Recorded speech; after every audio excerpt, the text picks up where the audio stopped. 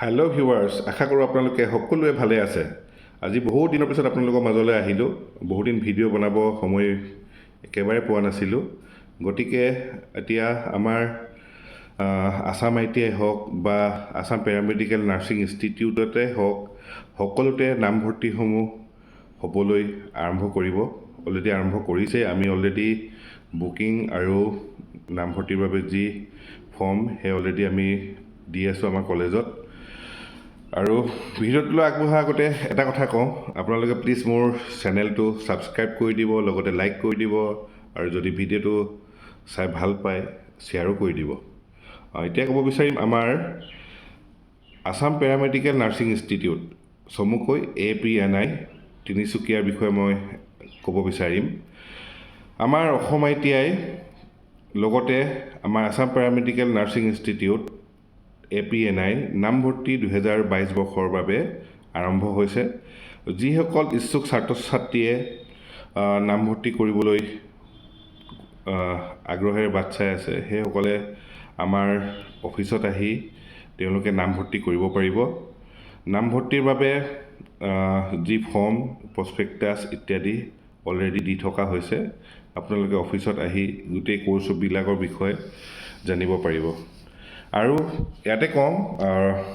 বহুত ষ্টুডেণ্টে মোলৈ ফোন কৰি থাকে, বিশেষকৈ পেৰামেডিকেলৰ বাবে, যে ছাৰ GNM বা ANM কোৰ্চ আছে নেকি? ক'ব বিচাৰোঁ যে GNM আৰু ANM বৰ্তমান আমি আৰম্ভ কৰা নাই। আমি বৰ্তমান আৰম্ভ কৰিছোঁ আমাৰ পেৰামেডিকেল নাৰ্ছিং ইনষ্টিটিউটত অসম তথা ভাৰত চৰকাৰৰ যি NSDC আছে, নেশ্যনেল স্কিল ডেভেলপমেণ্ট কৰ্প'ৰেশ্যন, চমুকৈ NSDC, লগতে স্কিল ইণ্ডিয়াৰ যিটো চেণ্ট্ৰেল গভৰ্ণমেণ্টৰ হয়, তাৰ অধীনত আমি বৰ্তমান দুটা নাৰ্ছিং কোৰ্চ, প্ৰথমটো হৈছে নাৰ্ছিং ছুপাৰভাইজাৰ, দ্বিতীয়টো হৈছে নাৰ্ছিং এছিষ্টেণ্ট। বৰ্তমান এই দুটা কোৰ্চ আমি আমাৰ কলেজত দি থকা হৈছে আৰু নামভৰ্তিও চলি আছে। আৰু ক'ব বিচাৰিম এই দুটা কোৰ্চ নাৰ্ছিং ৰিলেটেড কোৰ্চ হয়। নাৰ্ছিং গোটেই প্ৰেক্টিকেল লগতে থিয়ৰী, সম্পূৰ্ণ প্ৰেক্টিকেল থিয়ৰী এই কোৰ্চসমূহত ছাত্ৰ ছাত্ৰীসকলক দিয়া হ'ব। এটা সম্পূৰ্ণ প্ৰেক্টিকেল ৰিলেটেড পাঠ্যক্ৰম হয়। এই পাঠ্যক্ৰমটো কমপ্লিট কৰাৰ পাছত ছাত্ৰসকলক অন জব ট্ৰেইনিঙৰ বাবে নাৰ্ছিং হোম বা হস্পিটেলত দিয়া হয়। 6 মাহ নাৰ্ছিং হোম আৰু নাৰ্ছিং হোম লগতে হস্পিটেলসমূহত কাম কৰাৰ পাছত সিহঁতৰ জবৰ বাবে সুবিধাও কৰি দিয়া হয়। গতিকে যিসকল ছাত্ৰ ছাত্ৰীয়ে নাৰ্ছিং কৰিবলৈ ইচ্ছুক হৈ আছে, সেইসকলৰ বাবে অতিকৈ দৰকাৰী ভিডিঅ' এইটো। স্কিপ নকৰিব, শেষলৈকে চাই থাকক, আৰু ইনফৰ্মেশ্যন দিবলৈ আছে। এতিয়া ক'ব বিচাৰিম GNMটো হৈছে 3 বছৰীয়া পাঠ্যক্ৰম, যিটো আমি বৰ্তমানলৈকে আৰম্ভ কৰা নাই, কিন্তু ভৱিষ্যতে আমি এটা পৰিকল্পনা ৰাখিছোঁ যে আমি GNM পাঠ্যক্ৰমটো আৰম্ভ কৰিম, কিন্তু বৰ্তমানলৈকে আৰম্ভ কৰা নাই। GNM পাঠ্যক্ৰমটো 3 বছৰীয়া এটা পাঠ্যক্ৰম হয়। এই পাঠ্যক্ৰমটো পঢ়িবলৈ প্ৰাইভেটত, বিশেষকৈ কম প্ৰাইভেটবিলাকত পঢ়িবলৈ, যিসকলৰ পাৰ্চেণ্টেজ কম, যিসকলে GNM পঢ়িব বিচাৰিছে বা আৰ্থিকভাৱে দুৰ্বল, সেইসকলে এই GNM কোৰ্চটো কৰিবলৈ অকণমান অসুবিধা হয়। কাৰণ আৰ্থিকভাৱে দুৰ্বলৰ বাবে কিয় অসুবিধা হয়, এই কোৰ্চটোৰ প্ৰাইভেটত যদি পঢ়িব যায়, প্ৰায় 4.5 লাখৰ পৰা 6 লাখ টকা পৰ্যন্ত ফিজ হয় আমাৰ অসমত। ঠিক আছে। লগতে আৰু যিসমূহ কলেজত ফ্ৰী ট্ৰেইনিং দিয়ে, সেইসকলৰ এণ্ট্ৰেঞ্চ এক্সাম এটা লয়, আৰু লগতে যিসকলে এণ্ট্ৰেঞ্চ এক্সামত পাছ কৰিব সেইসকলেহে ছিট পাব। গতিকে যাৰ পাৰ্চেণ্টেজ ভাল, সেইসকলেহে পাবলৈ সক্ষম হয় GNMত পাঠ্যক্ৰমত। গতিকে আমাৰ ভাৰত চৰকাৰে স্কিল ইণ্ডিয়াই এই দুটা কোৰ্চ ডিজাইন কৰি ওলাইছে, যাতে আমাৰ আৰ্থিকভাৱে পিছপৰা ছাত্ৰ ছাত্ৰীসকলে বা নাৰ্ছিং পঢ়িবলৈ ইচ্ছুক হৈ থকা ছাত্ৰ ছাত্ৰীসকলে অতি কম খৰচতে যাতে নাৰ্ছিং পঢ়ি ভৱিষ্যতে এখন নাৰ্ছিং হোম বা এখন হস্পিটেলত কাম কৰি থাকিব পাৰে। আৰু এই কোৰ্চটোৰ নামভৰ্তিৰ বাবে কিমান পইচা দৰকাৰ হ'ব মই ক'ব বিচাৰিম। এতিয়া নাৰ্ছিং এছিষ্টেণ্ট এইটো এবছৰীয়া পাঠ্যক্ৰম হয়। নামভৰ্তিৰ বাবে প্ৰথমতে 10,000 টকা দিব লাগিব, আৰু মান্থলি ফিজ 1500 টকা দিব লাগিব আৰু নাৰ্ছিং ছুপাৰভাইজাৰৰ বাবে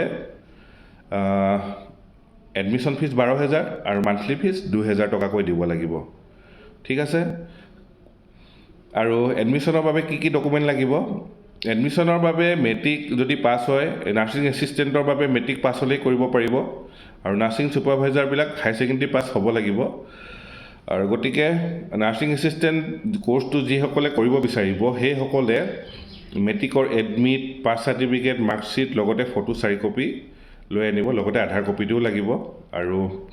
নাৰ্ছিং ছুপাৰভাইজাৰ কৰিব বিচৰাসকলে মেট্ৰিক আৰু হাই ছেকেণ্ডেৰী সকলো ডকুমেণ্টৰ লগতে আধাৰ কাৰ্ড পাছপৰ্ট চাইজ ফটো ইত্যাদিবিলাক লৈ আনিব সেই ডকুমেণ্টবিলাক লৈ আনিলে আমাৰ অফিচত লৈ আনিব লগে লগে ডাইৰেক্ট পোনপটীয়াকৈ নামভৰ্তি হ'ব কোনো পাৰ্চেণ্টেজৰ কথা নাই আমাতে ডাইৰেক্ট এডমিশ্যন পাব যদি আমাৰ ছিট থাকে আমাৰো ইয়াতে ছিট লিমিটেড ছিট হয় আমাৰ ইয়াতে বহুত ছিট নাই গতিকে যিসকলে পঢ়িব বিচাৰিছে ততাতৈয়াকৈ আহক আৰু ছিটৰ বাবে নাম আগতীয়াকৈ বুকিং কৰক নহ'লে পাছত ছিট পাবলৈও সক্ষম নহ'ব আৰু ক'ব বিচাৰিম আমাৰ পেৰামেডিকেলত থকা আন এটা কোৰ্চ DMLT চমুকৈ DMLT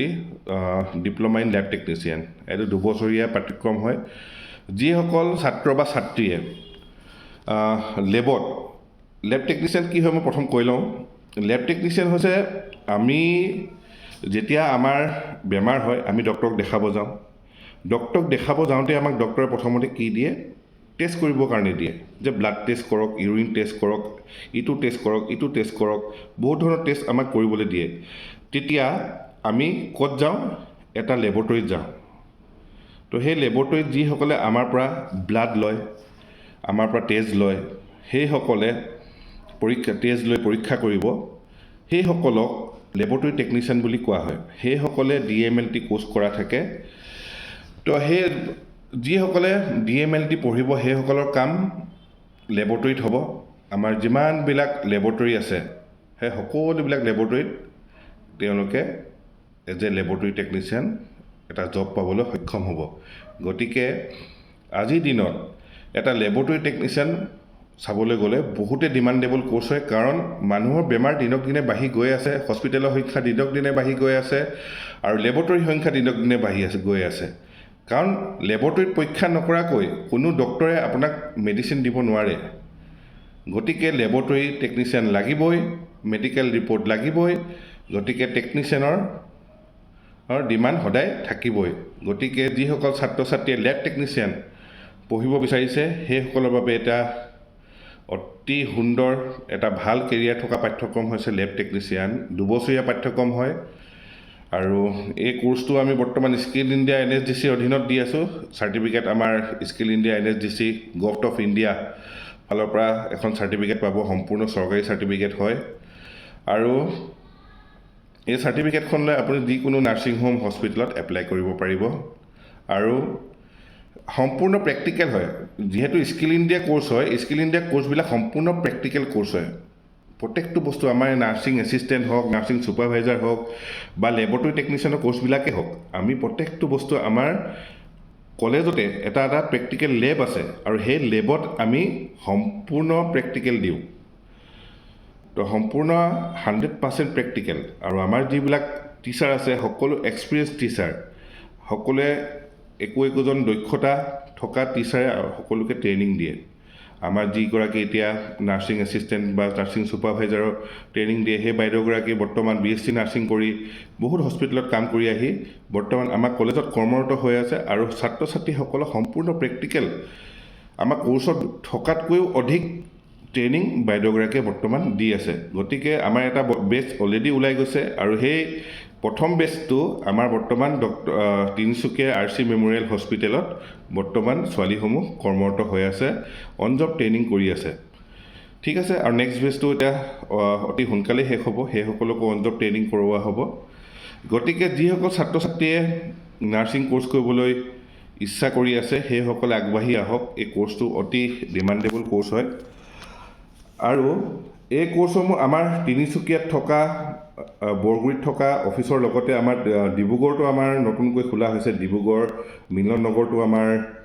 ট্ৰেইনিং চেণ্টাৰ আছে তিনিচুকীয়া ডিব্ৰুগড় নতুনকৈ তেজপুৰৰ বিশ্বনাথ চাৰিআলিতো হ'বলৈ গৈ আছে গতিকে যিসকল ছাত্ৰ ছাত্ৰীয়ে এই কোৰ্চবিলাক কৰিবলৈ পেৰামেডিকেলৰ কোৰ্চবিলাক কৰিবলৈ ইণ্টাৰেষ্টেড হৈ আছে মই তলত স্ক্ৰীনত নম্বৰটো দি দিছোঁ এই নম্বৰটোত ফোন কৰিব কিবা জানিবলগীয়া থাকিলে আৰু নিজৰ ছিটসমূহ এটাই কথা কওঁ আগতীয়াকৈ বুকিং কৰক যাতে পঢ়িবলৈ ছিটটো আপুনি আগতীয়াকৈ পায় তাৰ বাবে আগতীয়াকৈ ফোন কৰি বুকিং কৰিব পাৰিব আৰু এটা কথা কওঁ আৰু যিবিলাক কিবা যদি ইনফৰ্মেশ্যন ল'বলগীয়া থাকে কিবা জানিবলগীয়া থাকে সকলোবিলাক ইনফৰ্মেশ্যন আপোনাৰ মোৰ ফোনৰ যোগে ল'ব পাৰিব আৰু বেছি দীঘলীয়া নকৰোঁ আজি ভিডিঅ'টো বহুত দীঘলীয়া হৈছে অলৰেডি আৰু কিবা যদি জানিবলগীয়া থাকে পেৰামেডিকেলৰ বিষয়ে মোক কমেণ্ট কৰিব নিশ্চয়কৈ মই উত্তৰ দিম আৰু ফিউচাৰত এতিয়া নতুন নতুন ভিডিঅ'বিলাক মোৰ আহি থাকিব গতিকে মোৰ এই অসম ITI চেনেলটো আপোনালোকে ছাবস্ক্ৰাইব কৰি দিব লগতে কিনাৰতে থকা বেল আইকনটো প্ৰেছ কৰি দিব যাতে মোৰ আহিবলগীয়া ভিডিঅ'সমূহ আপোনালোকে সময়মতে পাই থাকে ধন্যবাদ জয় আই অসম